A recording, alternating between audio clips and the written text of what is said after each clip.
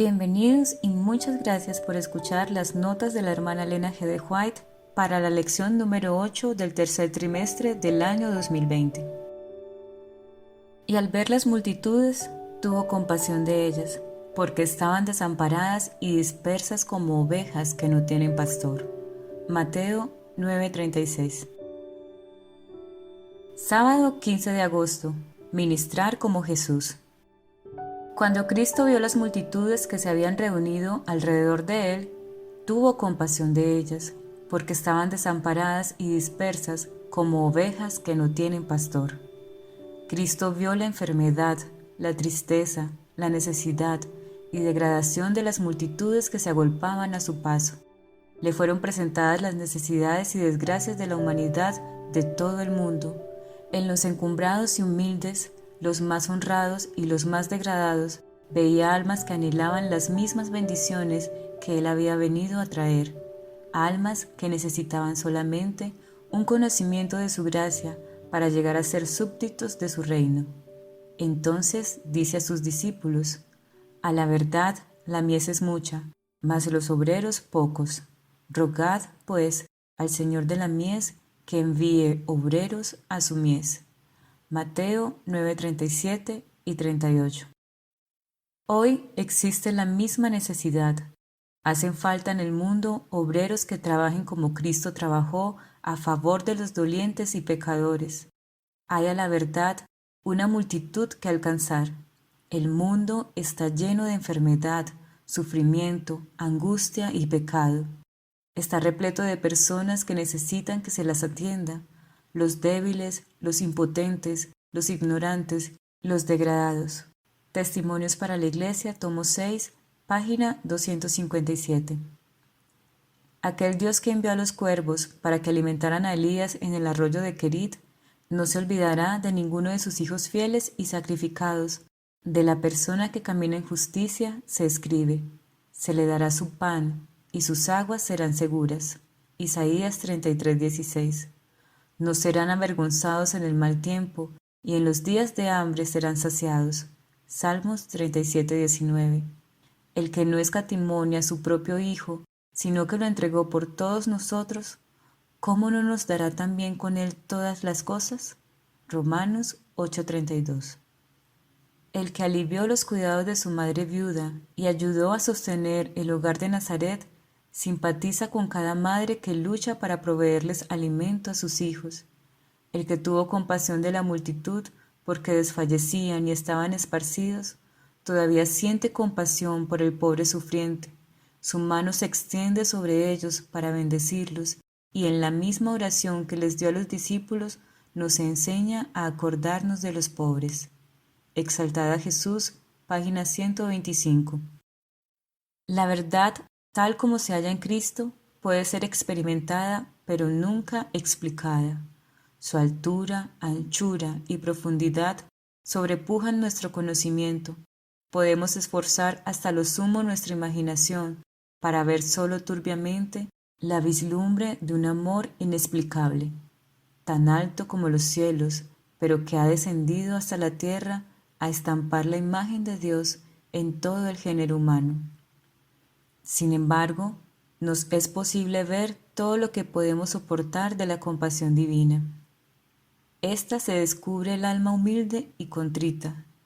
Entenderemos la compasión de Dios en la misma proporción en que apreciamos su sacrificio por nosotros. Al estudiar la palabra de Dios con humildad de corazón, el grandioso tema de la redención se abrirá a nuestra investigación.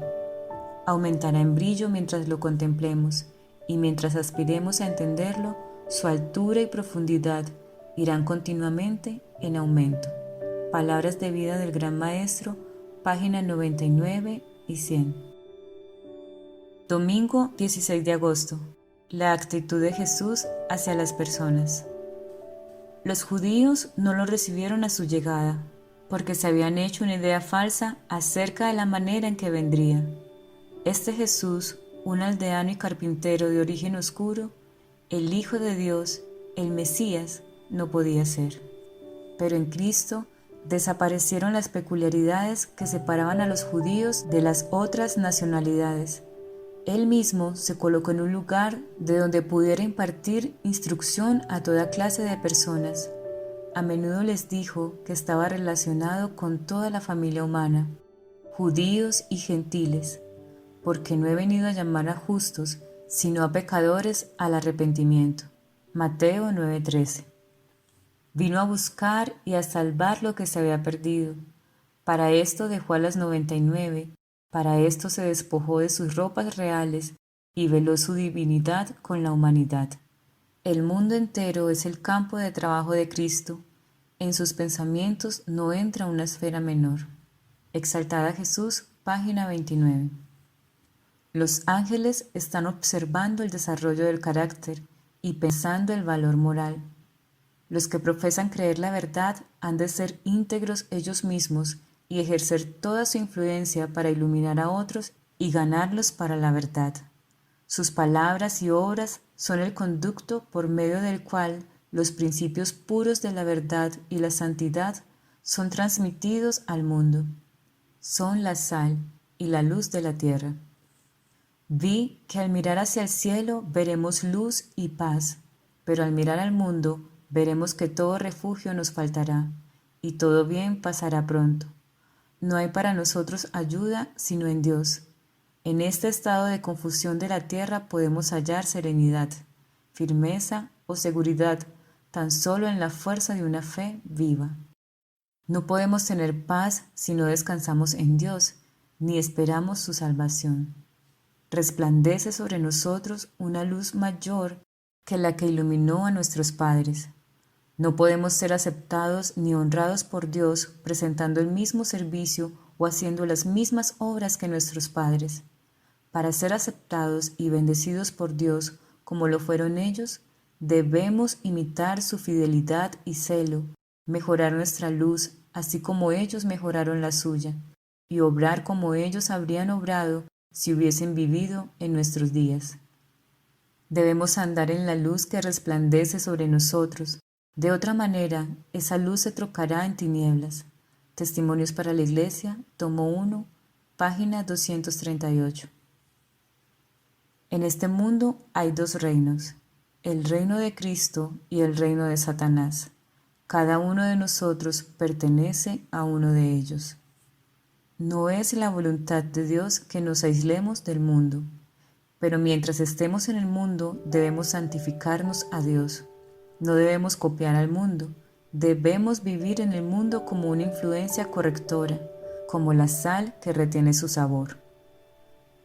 Entre una generación impía, impura e idólatra, debemos ser puros y santos y demostrar que la gracia de Cristo tiene poder para restaurar en el ser humano la semejanza divina. Debemos ejercer una influencia salvadora para el mundo. Consejos sobre la salud, página 593. Lunes 17 de agosto. ¿Cómo trataba Jesús a las personas? A pesar del formalismo de los judíos, este oficial romano estaba convencido de que tenía una religión superior a la suya. Ya había derribado las vallas del prejuicio y odio nacionales que separaban a los conquistadores de los conquistados.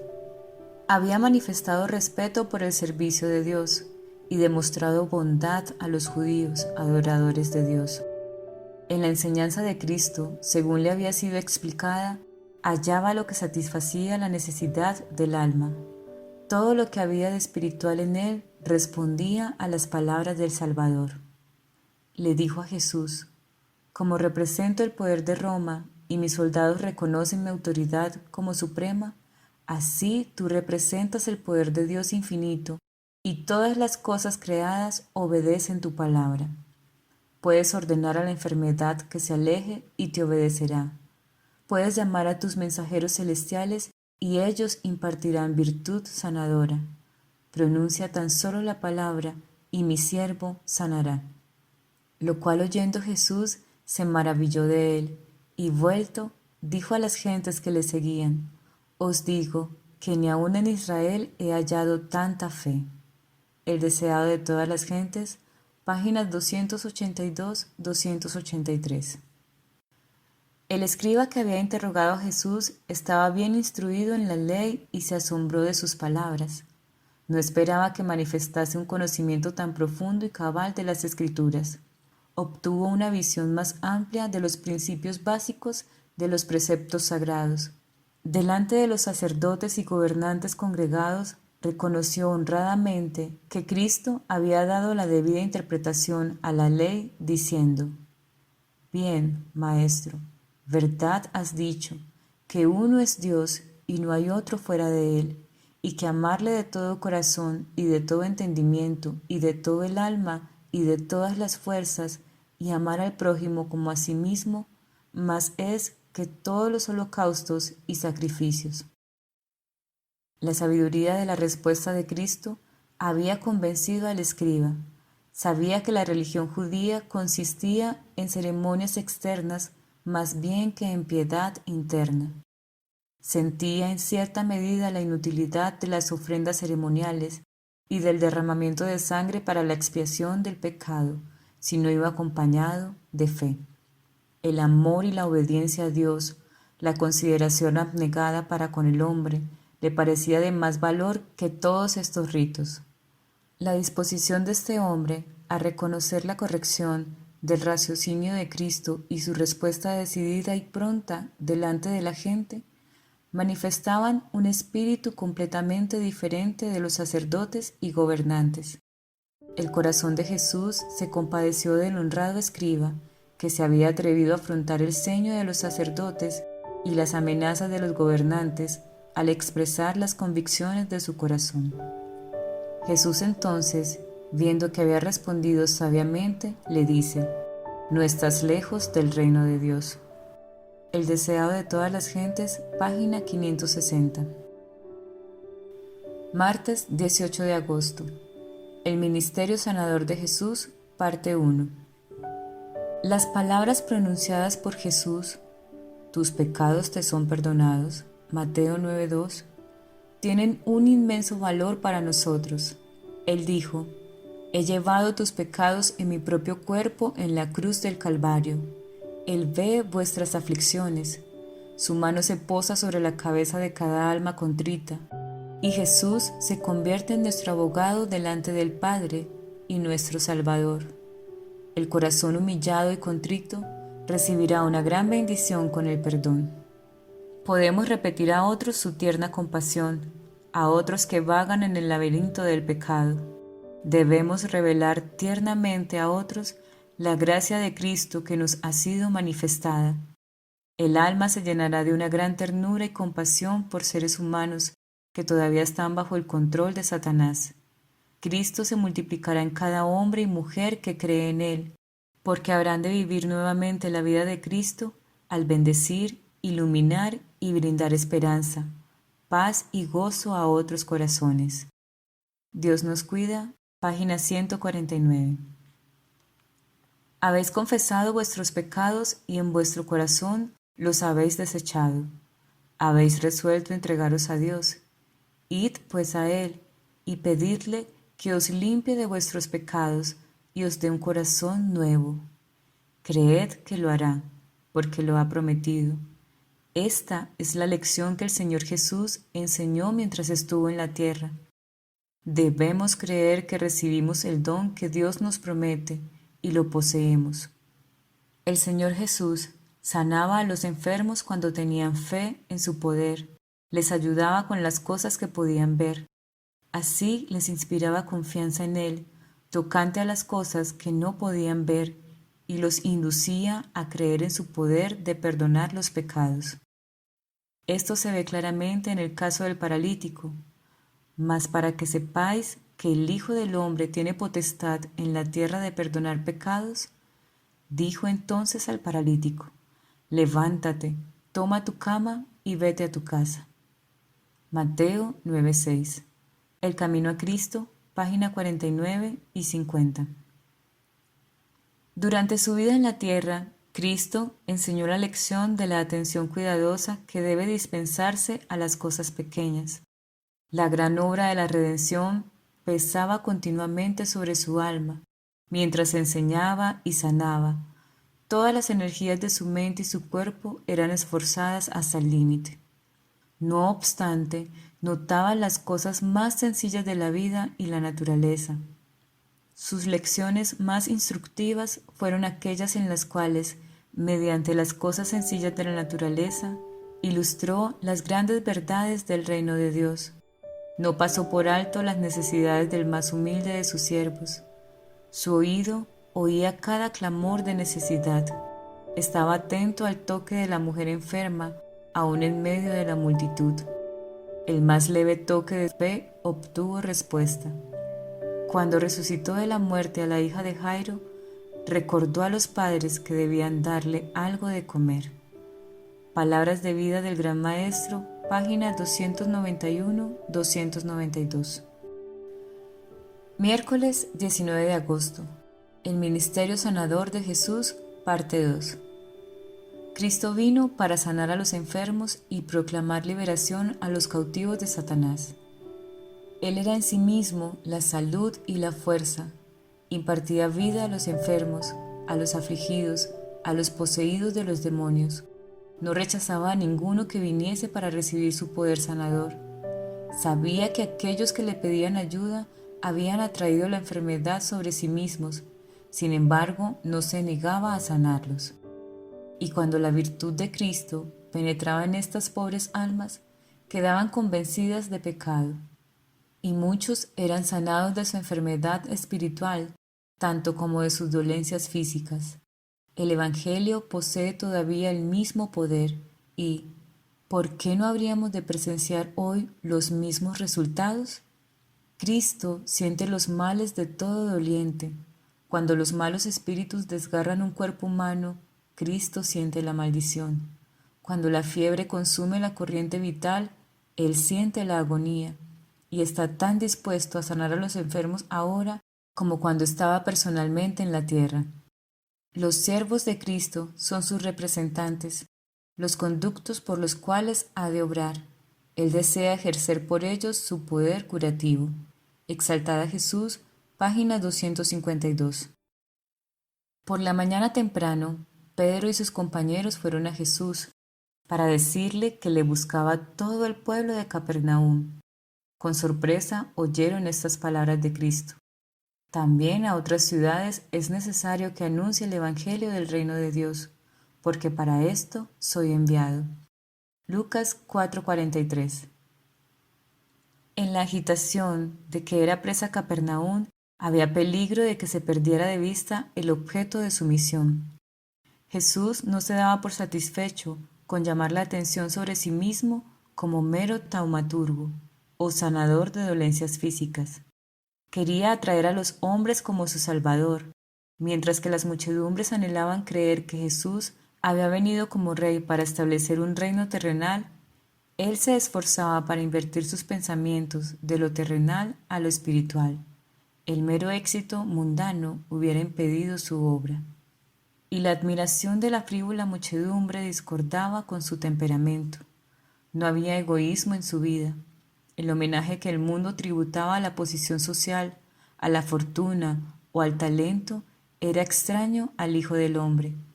Jesús no se valió de ninguno de los medios que emplean los hombres para granjearse la lealtad y el homenaje.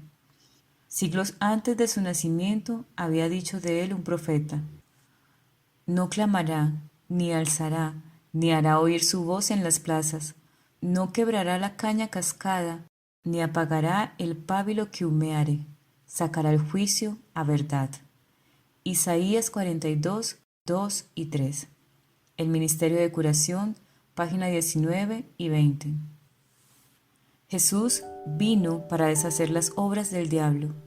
En él estaba la vida, y él dice: yo he venido para que tengan vida, y para que la tengan en abundancia. Él es un espíritu vivificante. Primera de Juan 3:8. Juan capítulo 1 versículo 4. Juan capítulo 10 versículo 10. Primera de Corintios 15:45. Y tiene todavía el mismo poder vivificante que mientras estaba en la tierra, sanaba a los enfermos y perdonaba al pecador. Él perdona todas tus iniquidades. Él sana todas tus dolencias. Salmo 103:3. El deseado de todas las gentes, página 235-236. Jueves 20 de agosto. Lo que le importa a Jesús. Los que recibirán la recompensa más abundante serán los que hayan mezclado con su actividad y su celo una piedad misericordiosa y tierna por los pobres, los huérfanos, los oprimidos y los afligidos.